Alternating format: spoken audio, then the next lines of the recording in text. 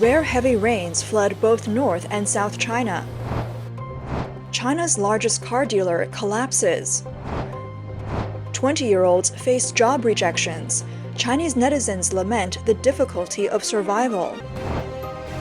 China's banking industry enters a cold winter. 4,000 plus people laid off from 4 banks in the first half of the year.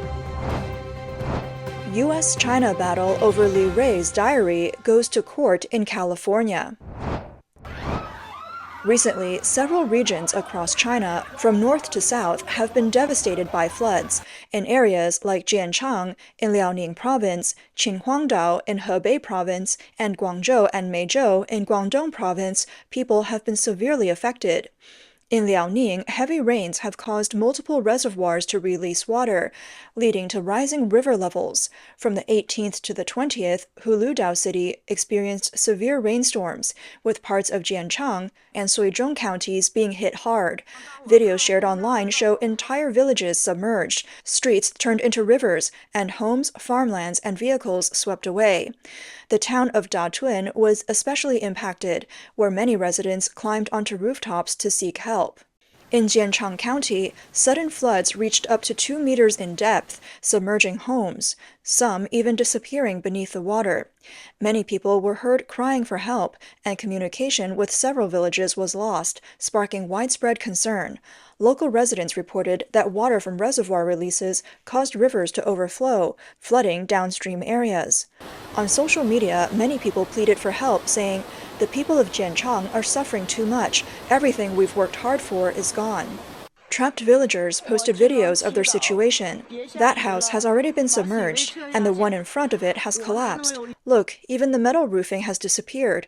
The water is coming for our house now. The river is overflowing, and the whole village is surrounded by water." One trapped woman in a video said, "I can only pray that the rain stops so the water level goes down and I can survive." Another woman stranded on her rooftop cried, "Look how high the water is. The houses have collapsed, and the ones in front are gone. I tried to call for rescue, but I can't get through to anyone." One man anxiously said in a video, "Call 110, just call 110 first." A male villager, also stranded, shared, "This is Hantun village in Datun, Jianchang County, Huludao. It's completely flooded. Now, people have climbed onto rooftops waiting for rescue, but we can't make phone calls. I hope this video gets out. All I wish is for everyone to be safe. There's a river in the middle, and both villages on either side have been flooded." Videos online also showed flooded streets in Jianchang County, with cars being swept away by strong currents. Several people riding scooters were knocked down by the water and struggled to get back up, in danger of being washed away. Roads and bridges have been damaged or destroyed. Additionally, netizens warned that the large Wujingtang Reservoir in Nanpiao District, Huludao, was releasing water. They urged residents downstream to evacuate immediately. On August 20th, Qinhuangdao City in Hebei Province was hit by a powerful rainstorm, turning the city into a vast flood zone. The deepest areas in the city were over 1 meter underwater, with many cars submerged and some even swept away by the floodwaters, paralyzing traffic across the entire city. The hardest hit area was Xizhangzhuang Village. Videos circulating online show rushing floodwaters sweeping away cars, including a white sedan that was eventually stopped by a pile of stranded vehicles. Residents reported that multiple streets in the city were blocked by flooding. Even areas near bridges were not spared. One video showed the Guolingwan Bridge being washed out by the flood, and another clip revealed a car overturned in the water near a bridge underpass. In a terrifying scene, floodwaters gushed through the area, carrying not only cars but also refrigerators downstream. A local resident described the situation.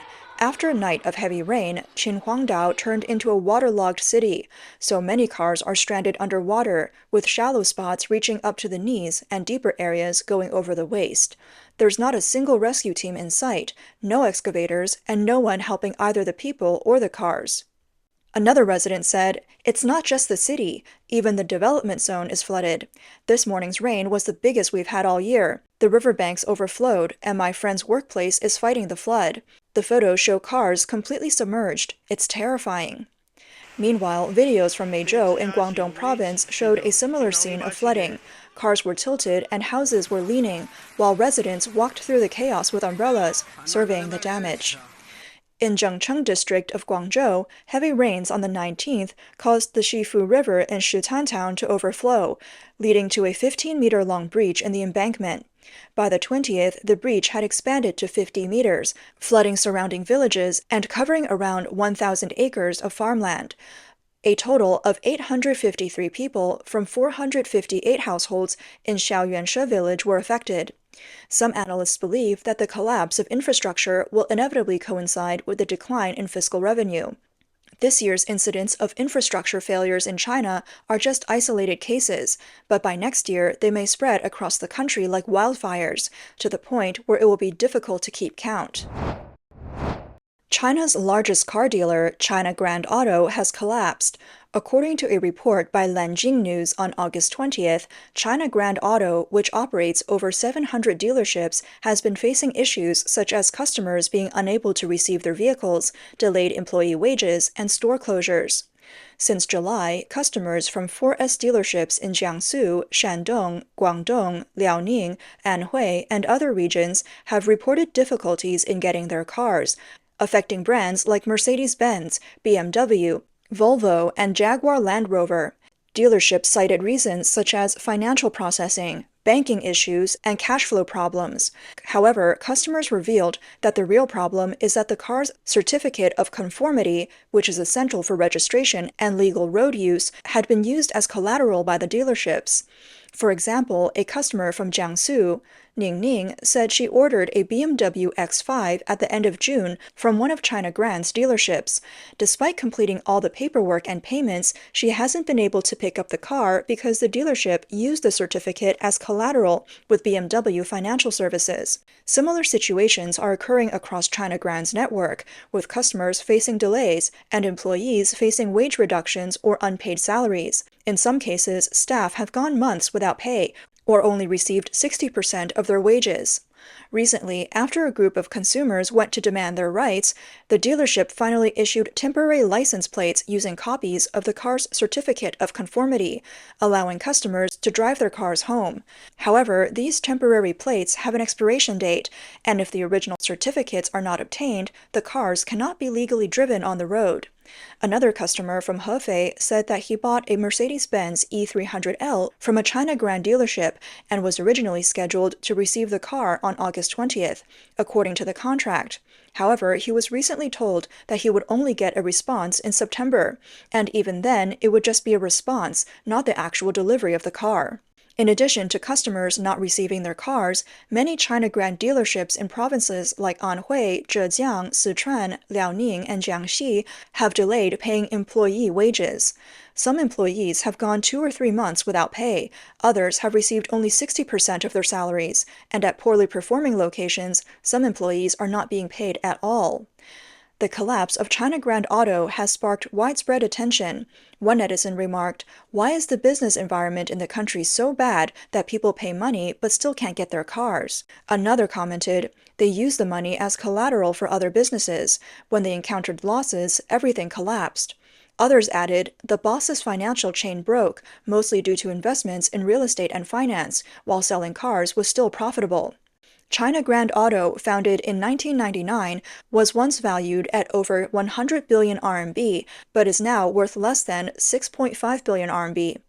According to the company's first quarter financial report for 2024, China Grand Auto has debts totaling 69.25 billion RMB.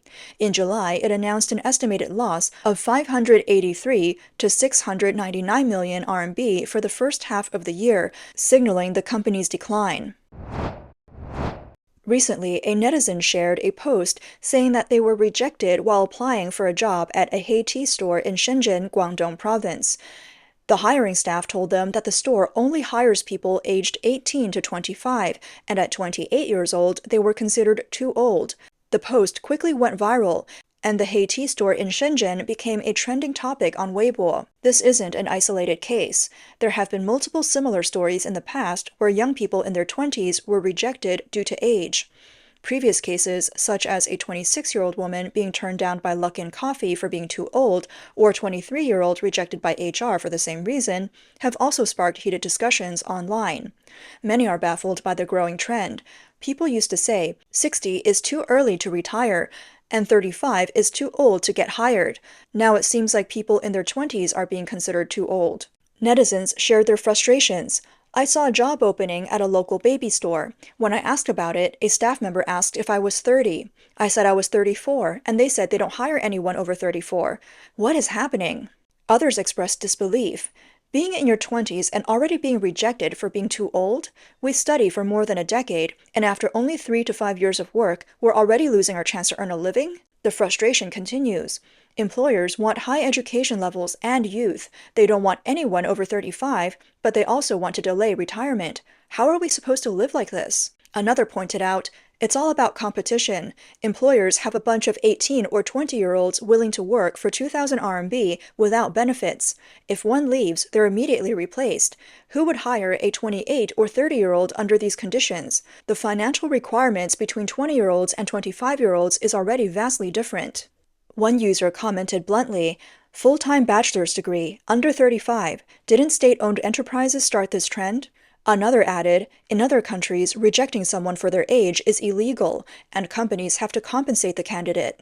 Reflecting on the situation, a netizen said, "I saw in the news yesterday that a taxi driver in Hong Kong is 71 years old, but here in the mainland, age, gender, education, region, height, looks, weight, and even your accent can be reasons for discrimination." China's banking industry is going through an economic winter. As of August 20th, banks such as Nanjing Bank, Ping An Bank, SPD Bank, and Shanghai Rural Commercial Bank have all released their 2024 semi-annual reports. According to data from Oriental Wealth Choice, among the listed banks that have their published semi-annual reports, only Bank of Jiangsu saw a small increase of 28 employees. In contrast, Nanjing Bank, Ping An Bank, SPD Bank, and Shanghai Rural Commercial Bank all reduced their staff. In the first half of 2024 alone, these 4 banks laid off a total of 4,116 employees. SPD Bank had the largest layoffs, cutting 1,663 employees. Its total staff decreased from 60,706 at the beginning of the year to 59,043 by mid-year, representing a reduction of about 2.7%. Over the past year, the bank's employee expenses dropped from 13.7 billion RMB to 13.6 billion RMB. SPD Bank, fully known as Shanghai Pudong Development Bank Company Limited, is headquartered in Shanghai. Its largest shareholder is the state-owned Shanghai International Group Company Limited, holding a 21.6% stake, while China Mobile Group, a state-owned enterprise under the CCP, holds 18.2%. On August 19th, SPD Bank released its 2024 semi-annual report, showing mixed results with revenue down and net profits up. The bank achieved a revenue of 88 billion RMB in the first half of the year, down 3.3% year-on-year. Both net interest income and non-interest income saw declines. Although the bank's net profit attributable to the parent company rose to 27 billion RMB, a year-on-year increase of 16.6%, this was mainly due to reductions in credit impairment losses and business and management expenses. Business and management expenses dropped to 23.5 billion RMB, a decrease of 781 million RMB, 2%. Credit impairment losses and other impairment losses fell to 32.5 billion RMB, down 5.9 billion RMB, or 15%. This growth in net profit largely came from cost-cutting efforts in credit impairment losses and business and management expenses. Ping An Bank experienced the largest reduction in staff. According to data from Oriental Wealth Choice, Ping An Bank's total workforce fell to 40,830 from 43,119 at the end of 2023, a decrease of 2,289 employees. Ping An Bank, fully named Ping An Bank Company Limited, is headquartered in Shenzhen, Guangdong Province, and is a subsidiary of China Ping An Group, one of its 3 main business pillars. Previously known as Shenzhen Development Bank, Ping An Bank is now controlled by China Ping An Insurance Group Company Limited, which, along with its subsidiaries, holds 49.56% of the bank's shares. On August 16th, Ping An Bank announced its 2024 semi-annual performance report, showing that its revenue fell by 13% in the first half of the year, while net profits slightly increased by 1.9%, and total assets grew by 3%. In terms of income, Ping An Bank, like SPD Bank, saw a situation where profits increased but revenue did not. The narrowing net interest margin contributed to a sharp drop in net interest income, while Ping An Bank's non-performing loan ratio slightly increased to 1.07%. Its asset quality remained stable on the surface, though the turning point for improving loan quality has not yet arrived. Since the end of 2023, Ping An Bank has been embroiled in internal turmoil and has faced rumors of disguised layoffs. Several internal sources revealed that after the bank's restructuring in December 2023, many employees, including middle and back office staff, left when their contracts were not renewed. As 2024 progressed, rumors of layoffs at Ping An Bank intensified. In May, there were reports that bonuses for employees in the bank's retail division had been drastically reduced, with some departments receiving almost no bonuses at all. In early July, Ping An Bank's head office moved some of its departments from Shanghai to Shenzhen. This move was widely interpreted as a disguised layoff, placing significant pressure on Shanghai employees to move to Shenzhen. In reality, Ping An Bank's workforce had already been shrinking between 2022 and 2023, and average salaries had been steadily decreasing. The reductions in wages and staffing reflect the bank's struggles to balance business expansion with cost control. The diaries of Li Rui, former secretary to Mao Zedong and a late senior member of the CCP, have become the subject of an international legal dispute between Stanford University and his widow. This case, viewed as part of the U.S. China rivalry, began hearings in a California court on August 19th. Li Rui's daughter, Li Nanyang, donated the diaries to Stanford University in 2014. After Li Rui's death in February 2019, his second wife, Zhang Yuzhen, claimed ownership of the documents and filed a lawsuit in Beijing to retrieve them.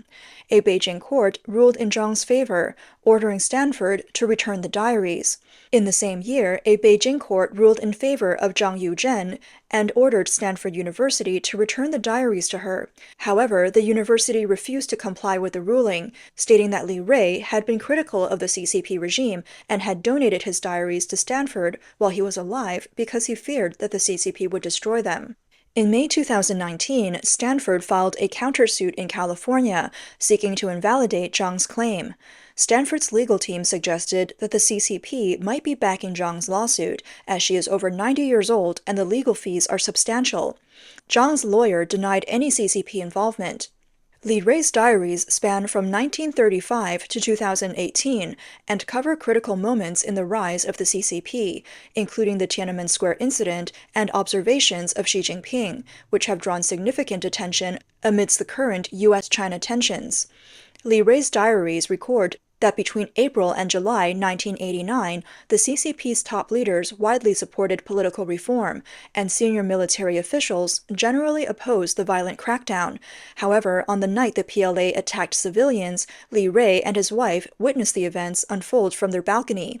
In his diary, he described the 27th Army of the PLA as ruthless and wrote, "The deed is done to the extreme. How will they face the world?" He marked the day of the Tiananmen Square massacre as the Black Weekend. Li Rui had a close relationship with Xi Jinping's father, Xi Zhongxun. Initially, he leaned towards supporting Xi Jinping, but over time, his diary began reflecting growing concerns about Xi. His observations increasingly diverged from the CCP's official narrative on Xi and his leadership. In 2017, when Xi Jinping was re-elected as General Secretary at the CCP's 19th National Congress, Li Rui wrote in his diary that the front pages of newspapers were filled with large images of Xi, noting that even during Mao's era, it never reached this extent. Shortly after Xi Jinping came to power in 2013, Li Rui's friend, military doctor Jiang Yanyong, was denied permission by CCP authorities to travel to Taiwan. Jiang had gained international recognition for exposing the CCP's cover-up of the SARS epidemic in 2003, earning him the title China's Conscience. Li Rui advocated for Jiang by appealing to the authorities, but in his diary, he recorded that a department official called and said, "Comrade Xi Jinping wants us to tell you, Li Rui should mind his own business." Li Rui's diaries are considered invaluable for studying modern Chinese history. Eric Waken, the director of the Hoover Library and Archives at Stanford University, emphasized the significance of these diaries due to the scarcity of insider information from Communist China. Born in 1917, Li Rui briefly served as Mao Zedong's secretary in the 1950s. Although he was a respected elder among the CCP's liberal faction, he was also marginalized. After criticizing Mao, he was expelled from the party and imprisoned for 20 years, only being rehabilitated in 1979. After retirement, Li Rui continued to advocate for reform within the party and sharply criticized its leaders, including Xi Jinping, whom he called poorly educated. His writings were censored, and his books were banned in China. Following Li Rui's death, his daughter Li Nanyang stated that donating the diaries was to fulfill her father's wishes. However, his second wife, Zhang Yuzhen, sued Li Nanyang in Beijing, claiming that Li wanted her to decide which manuscripts could be made public and that the documents were mistakenly given to Stanford. The donation documents drafted by Li Nanyang lacked Li Rui's signature, raising concerns about whether he had approved the donation.